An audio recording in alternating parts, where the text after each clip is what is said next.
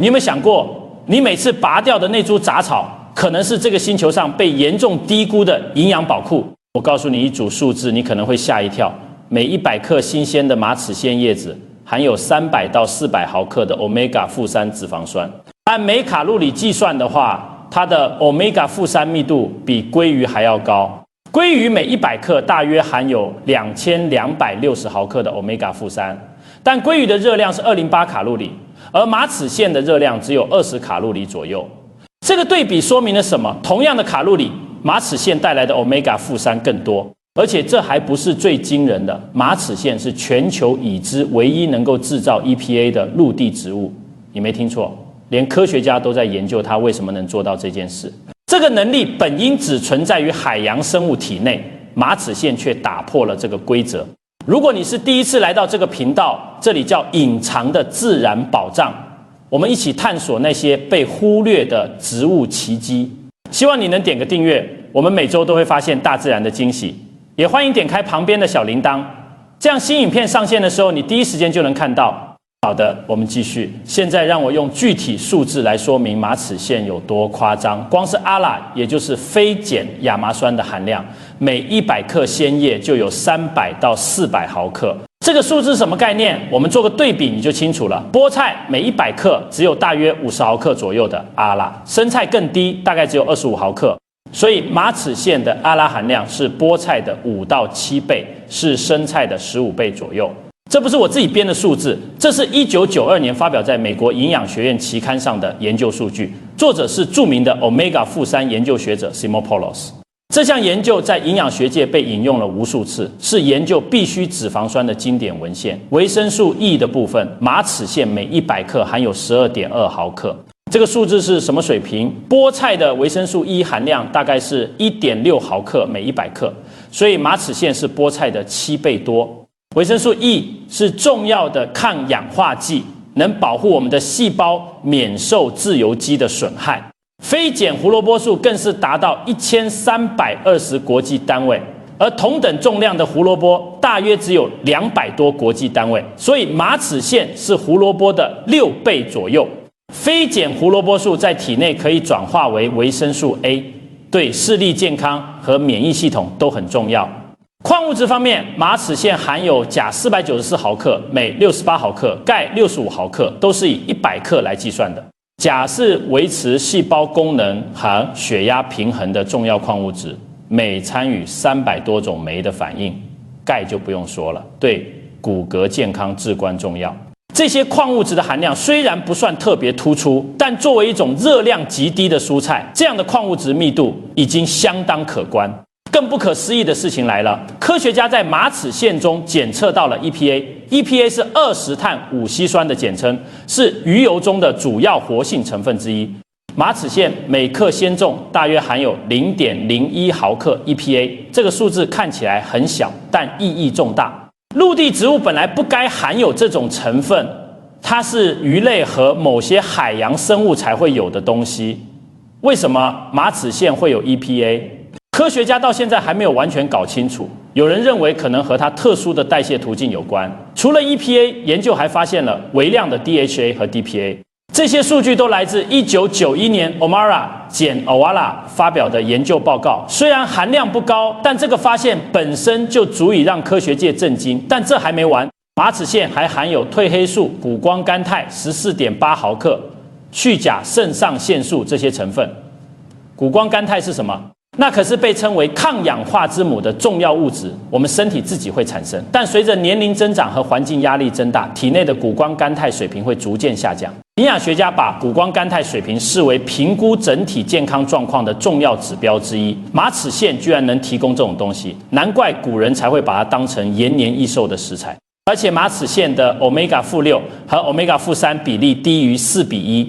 这个数字很重要，因为现代人的饮食中这两种脂肪酸的比例严重失衡，常常达到20:1甚至30:1。营养学家认为，理想的 Omega-6 和 Omega-3 比例应该在4:1以下，这样才能维持身体的慢性发炎平衡。马齿苋这种天然的脂肪酸比例，在现在的饮食环境中显得格外珍贵。所有的数据来源都可以在2014年 UDD 发表于《科学世界》期刊的研究报告里查到。这项系统性的综述整理了大量关于马齿苋营养成分的研究。说到这里，我想问问你，你在看这段影片之前，知道马齿苋这种植物吗？它在很多地方都能生长，田间地头、路边墙角、花盆边缘，到处都能看到它的身影。但大多数人只把它当成路边的野草，拔掉之后就扔掉了。你身边有没有这种情况？一种植物明明很有价值，却从来没有人告诉过你。我很好奇，你在第一次听到这些信息的时候，是不是也和我当初一样感到惊讶？如果是的话，欢迎在评论区告诉我。给你一个思考题：如果把马齿苋和鲑鱼放在一起比较，按每卡路里来算，马齿苋的 Omega-3 含量确实更高。当然，这里需要说明清楚，鲑鱼里的 EPA 和 DHA 是直接可用的形态，而马齿苋的 Omega-3 主要是ALA 形态。ALA 进入人体后，需要经过酶的转化才能变成 EPA 和 DHA。而这个转化过程的效率并不高，一般认为只有5%到10%左右。所以，如果你想要快速补充 EPA 和 DHA， 直接吃鱼或者鱼油补充剂确实是更高效的选择。但是马齿苋的价值不仅在于 Omega-3， 它还提供了其他丰富的营养素，而且作为一种可持续、低成本的食材，它的意义远不止营养补充这么简单。接下来说说为什么这么厉害的植物会被当成杂草。马齿苋是全球第8常见的植物物种，根据统计，它出现在除南极洲以外的所有大陆板块上，北美洲、南美洲、欧洲、亚洲、非洲、大洋洲，到处都能看到它的身影。世界卫生组织把它列为最常用的药用植物之一，在传统医学体系中有着悠久的使用历史。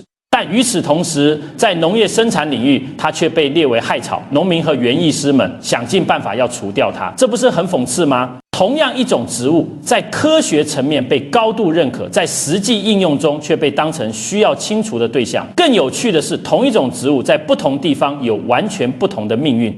在美国和加拿大，马齿苋被叫做 pigweed， 农民对它深恶痛绝，拼命想除掉它。因为它的根系发达，会和农作物竞争水分和养分，而且生长速度极快，很快就能占领整片田地。但在拉丁美洲，特别是墨西哥，它叫 verdolaga， 是当地市场上常见的蔬菜，人们会用它来做色拉、做汤、做馅饼。在中国，它是五行草、长命菜、太阳菜，是历史悠久的功能性食材，有着完整的认识和应用体系。同样的植物，待遇天差地别，这种差异反映的是不同文化对于自然资源的认知和使用方式的不同。这种认知差异反映的是一个更大的问题：我们在追求效率和规模化的过程中，忘记了身边那些可食用的本地植物。工业化农业的模式是什么？就是大面积种植少数几种作物，然后用机械化方式统一管理采收。这种模式的优点是效率高、产量大、容易标准化。但缺点也很明显，它忽略了生物多样性的价值，忘记了我们的祖先其实认识并且使用着大量的野生植物。马齿苋的故事只是冰山一角，还有多少类似的植物被我们忽略了？我们的饮食习惯和食物系统其实建立在一个非常狭窄的物种基础上。全球超过75%的人口主要依靠小麦、稻米、玉米这3种作物提供热量。这种单一化的饮食结构其实潜藏着很大的风险。说到历史，马齿苋的食用传统比你想象的要久远得多。古埃及人很早就开始使用这种植物了。在公元前1550年左右的埃博斯纸草文献中，就有对马齿苋药用价值的记载。这份古代医学文献被认为是人类最古老的医学文献之一，上面详细记录了用马齿苋治疗各种疾病的配方。金字塔的壁画中也能找到马齿苋的踪迹。古埃及人可能已经把这种植物当成食物和药物来使用，这说明早在4000多年前，人类就已经认识到这种植物的价值了。在中国，马齿苋的历史同样辉煌。《神农本草经》是我国现存最早的药学专著，成书于东汉时期，距离现在大约2000年。这本书把药物分为上、中、下3品，上品的标准是什么？无毒，可久服，可以延年益寿。马齿苋被列为上品，说明古人对它的安全性有着充分的认识，并且相信它有养生保健的功效。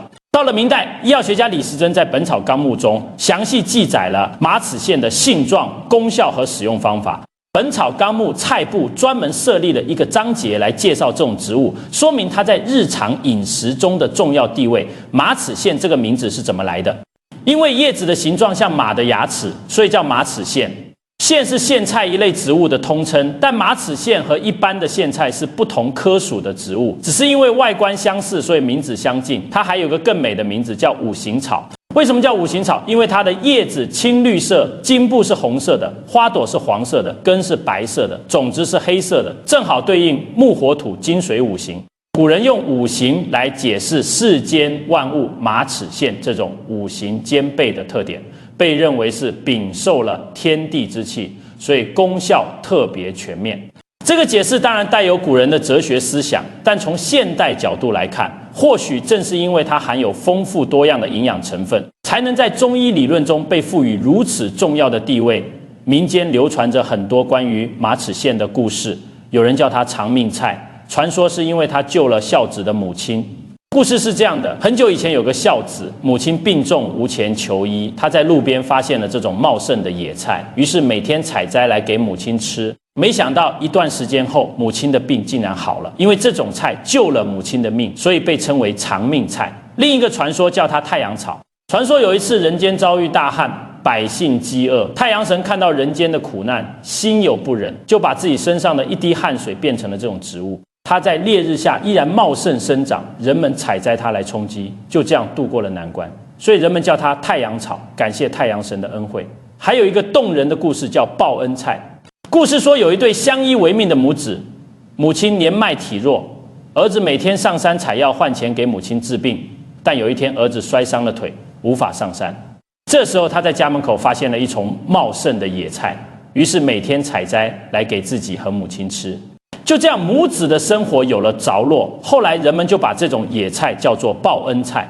每一个故事都在说明一个道理，这种不起眼的植物其实一直在默默守护着人类。历史上的诗人们也没有忽略这种植物。杜甫是唐代著名的诗人，他的诗歌以现实主义著称，经常描写社会底层人民的生活。在他的诗作中有提到马齿叶一繁，说的就是马齿苋叶子茂盛的样子。白居易写过马齿拈堪摘，描写的也是采摘马齿苋的场景。陆游更是对野菜情有独挞，他的诗中经常出现各种野生植物，晨烹山蔬美，优渥之所托。描写的虽然没有明说，但很多学者认为很可能就包括马齿苋在内。辛弃疾也有关于野菜的诗作。这些大诗人对这种不起眼的植物并不陌生，他们或许也曾亲手采摘品尝过这些野菜的滋味。唐代还有个真实的历史故事被正式记录在历史文献中。武元衡是唐朝的宰相，相当于我们现在说的总理。有一天他突然小腿生了疮，疼痛难忍，连走路都困难。古代的医疗条件不如现在疮口之类的疾病，处理不好很容易感染恶化。武元衡请了很多御医来看，效果都不太好。这时候兵部有一位官员向他推荐了一个偏方，用新鲜的马齿苋捣烂，直接敷在创口上。抱着试一试的态度，武元衡照做了。没想到几天之后，创口竟然好了。这件事被记录在《兵部首集》这本书中，是真实的历史记载。这说明马齿苋不仅是食物，在传统医学中也有实际应用。当然，我们现在知道马齿苋含有抗菌消炎的成分，这可能是它对创伤有效的原因之一。这个故事流传了1000多年，说明马齿苋的药用价值是经过时间检验的。到了宋代，马齿苋已经成为社会各阶层都熟悉的食材。孟元老在《东京梦华录》中描述了北宋都城东京，也就是现在河南开封的繁华景象。这本书记录了东京人的日常生活，包括各种节庆习俗和饮食习惯。书中提到，当时的人们在除夕这天会准备各种年菜，以便在新年期间享用，其中就包括马齿苋，说明它已经是节日饮食的重要组成部分。古人重视新年，年前会准备大量的应节食品，这反映了马齿苋在当时社会中的地位。明代的高廉是一位著名的养生学家，他编写的《尊生八间》是中医养生的经典之作。书中提到了新年的饮食习俗，说到新年期间，民间有吃马齿苋羹的习俗。吃马齿苋羹的时候，还要配合屠苏酒一起饮用。屠苏酒是一种用多种中药材浸泡的酒，古人认为在新年的第一天饮用可以驱邪避瘟、保健延年。马齿苋和屠苏酒一起吃，这样搭配说明马齿苋在养生文化中的地位可不低。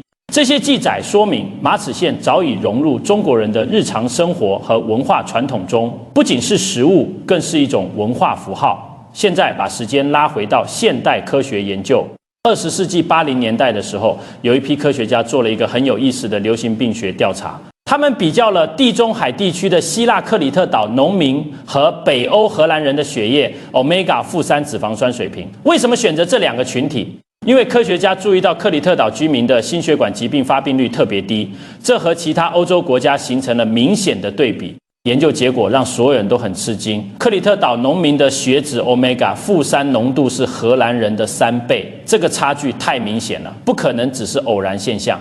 那么原因究竟是什么呢？研究人员一开始认为答案应该是吃鱼，因为传统上认为鱼油是 Omega-3 的主要来源，地中海国家的居民应该吃了很多鱼才对。但实际调查的结果让他们大跌眼镜，克里特岛的农民每周只吃大约30克鱼，这个量其实很少，北欧国家的人均鱼类消费量比这里高得多。那他们靠什么补充 Omega-3 呢？研究人员后来深入调查了他们的日常饮食，终于找到了答案：马齿苋。这些农民每天的饮食中都有野生植物，其中最常见的就是马齿苋。他们可能从小吃到大，已经习以为常，根本没有意识到这种不起眼的野菜其实是 Omega-3 的重要来源。这项研究在营养学界引起了巨大轰动，它让人们开始重新审视那些被遗忘的传统食材。这项研究的意义在后来的一项更大规模的研究中变得更加明显。1994年展开的 Lion Diet Heart Study 是心脏病康复领域最重要的研究之一。这项研究在法国里昂进行，研究对象是605名刚刚发生过心肌梗塞，也就是心脏病的患者。这些患者被随机分配到2组，一组采用地中海饮食模式，另一组采用当时推荐的标准低脂饮食。所有患者都接受了为期5年的追踪随访。研究的设计非常严谨，结果出来后让所有人都震惊了。地中海饮食组的总死亡率降低了70%，心脏病发作、脑中风等心血管事件的发生率也大幅下降。这个数字太夸张了，连研究人员自己都不敢相信，一度怀疑是不是数据有问题，或者统计方法出了差错。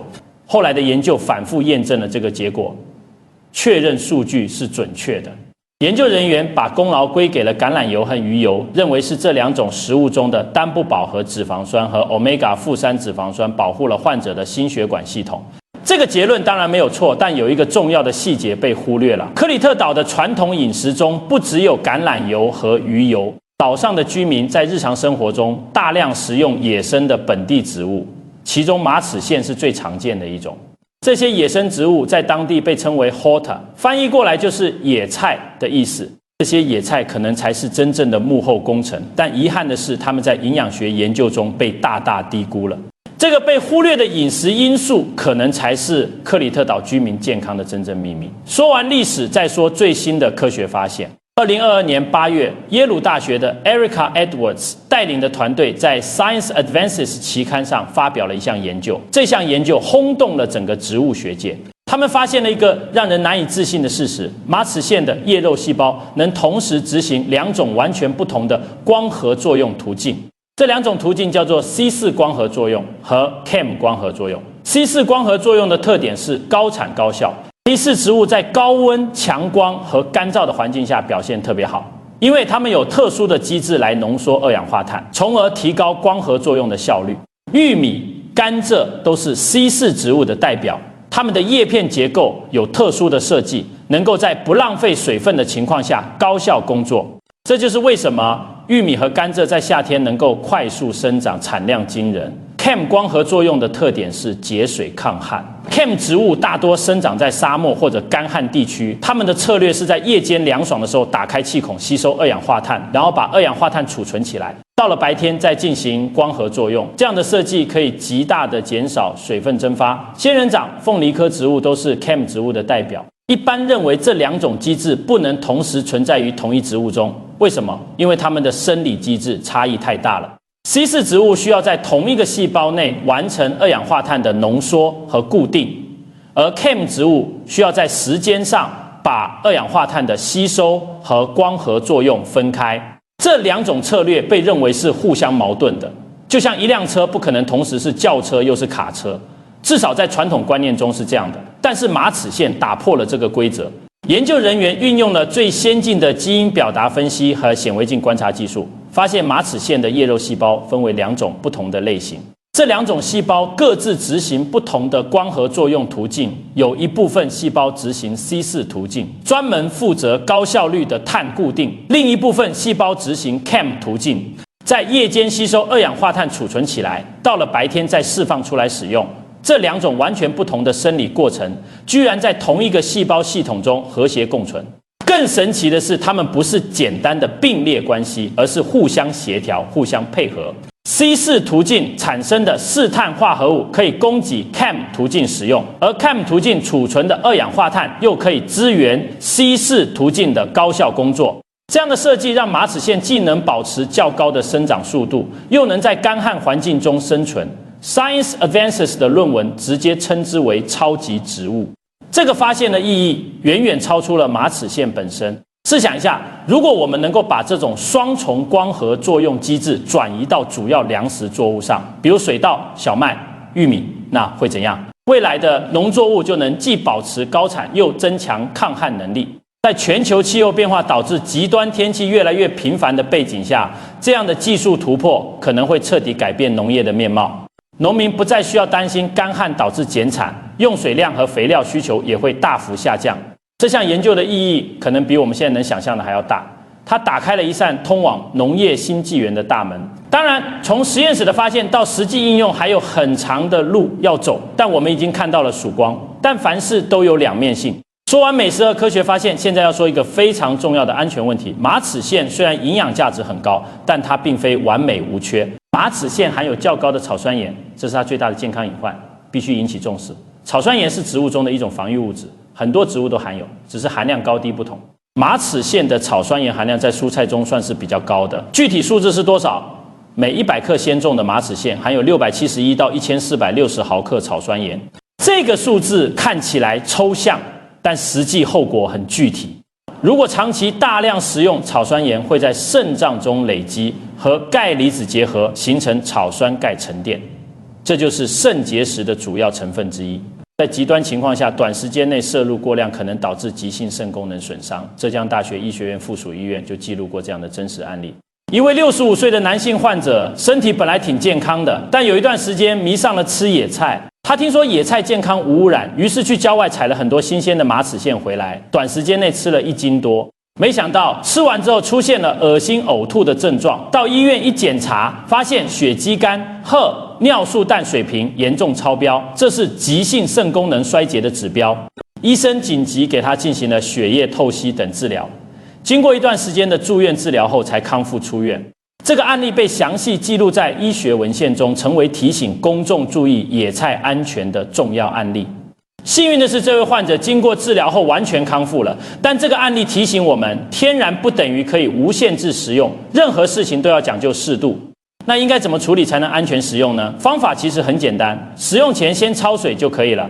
把水烧开，然后把马齿苋放进去，煮30秒到1分钟，就能去除80%以上的草酸盐。这个步骤不复杂，但效果非常显著。焯水不仅能降低草酸盐含量，还能去除一部分残留的农药和微生物，可谓一举多得。如果不想焯水，也可以改变烹调方式，比如做汤的时候多放点水，让草酸盐溶解到汤里，吃的时候只吃叶子，不喝汤。这样也能减少草酸盐的摄入。总之要记住这个原则，适量食用，正确烹调，风险可控。除了草酸盐的问题，还要特别注意辨认的问题。这一点非常重要，因为有一种有毒的植物和马齿苋长得很像，很容易混淆。这种植物属于大戟科，是完全不同的植物门类。它们在外观上有些相似，都是低矮的草本植物，叶子的形状也差不多。但有一个最简单、最有效的分辨方法，就是看茎叶切开后流出来的汁液。马齿苋的汁液是透明或者稍微带点粘液的，而大戟科的植物流出来的是白色乳汁，这种白色汁液有毒，绝对不能食用。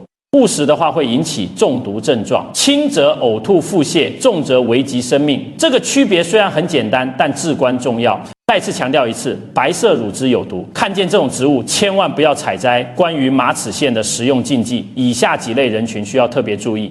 第一是孕妇不建议食用，因为马齿苋有促进宫缩的作用，传统中医也认为它有滑胎的风险。第二是肾结石患者应该避免或严格限制食用量，因为草酸盐会加重病情。第三是脾胃虚寒、容易腹泻的人要谨慎，因为马齿苋性凉，这类人群吃了可能会加重腹泻症状。还有一点，如果你要自己采摘马齿苋，千万不要去路边工厂附近或者车流量大的道路旁边采摘，也不要采摘生长在重金属污染土壤中的植物。这些地方的土壤可能含有铅等砷等重金属污染物，植物会把这些有害物质吸收到体内，吃了反而对身体有害。建议去远离公路和工厂的野外环境采摘，或者干脆自己种植。最后一个重要的知识点，关于 Omega-3 的吸收利用问题。马齿苋虽然含有 Omega-3，但主要是阿拉形态的 Omega-3。阿拉进入人体后，需要经过酶的转化才能变成 EPA 和 DHA， 这个转化过程的效率并不高。一般认为，健康人体把阿拉转化为 EPA 的效率大约是8%到10%，转化为 DHA 的效率更低，大约只有2%到5%。这个数字因人而异，受到基因、年龄、性别、健康状况等多种因素的影响。也就是说，从马齿苋获得的实际可用 Omega-3 数量并不多。如果你的主要目标是补充 EPA 和 DHA， 可能直接吃鱼或者选择藻类补充剂效果更好。这不是说马齿苋不好，只是要客观认识它的局限性。马齿苋的价值是整体的，它提供的是多种营养素的组合，而不是单纯的 Omega-3 来源。说了这么多，我突然有种很深的感触，我们总是在寻找那些昂贵的、超级的、被各种认证的营养品，却忘记了也许最简单的答案一直就在我们身边。马齿苋不需要特殊种植，不需要昂贵的肥料，不需要温室大棚，不需要农业机械，它就这样默默生长在路边、墙角、花盆边缘。只要你愿意低下头、蹲下身，就能发现它的踪迹，等待着被认识、被理解、被利用。这个被忽略的现象让我想起了更多的事情。马齿苋的故事其实不仅仅是关于一种植物，它代表的是一套完整的在地植物知识体系。这套体系是我们的祖辈在几千年的生活中一点一滴累积下来的。可惜在工业化和全球化的浪潮中，这些知识正在快速消失。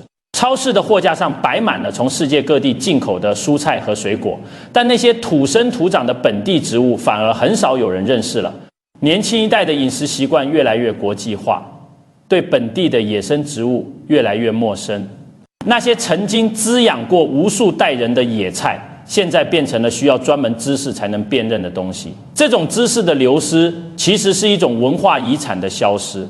从永续生活的角度来看，马齿苋给了我们一个很好的启示：它是免费的超级食物，不需要任何额外资源就能生长。在城市里，你可以用一个小花盆种上几株，偶尔浇点水，就能收获新鲜的叶子。在乡村更是随处可见，只要你知道它们在哪里，什么时候采收最好。如果你愿意学习和尝试，这些被忽略的资源可以为你的饮食增添新的维度。如果我们能重新认识和利用这样的本地资源，不仅对个人健康有好处，对整个社会的资源消耗也会产生积极影响。想象一下，如果每个人都在自家阳台或者后院种一些可食用的本地植物，全球的食物碳足迹会减少多少？当然，我说的不是要你去把路边的草全部拔光来吃，而是说或许可以对身边这些被忽视的生命多一份好奇和尊重。他们在那里生长了亿万年，早于人类文明的存在，见证了这个星球的沧海桑田。或许他们才是这个星球真正的主人，而我们只是后来者。如果你觉得今天分享内容有价值，请订阅这个频道。我们每周都会发现那些被忽略的自然宝藏，与你分享关于植物的知识，关于生活的思考，关于这个美好世界的种种惊喜。种植和采集植物虽然能带来很多乐趣，但每个地方的气候条件都不一样，植物的生长情况也会受到很多因素影响。如果你想尝试种植或者采集，建议先从小规模开始，观察一下实际效果，不要一开始就大规模操作。任何新的饮食习惯都需要慢慢建立，倾听自己身体的反应，找到适合自己的方式。希望这期内容能给你带来一些新的视角，我们下次见。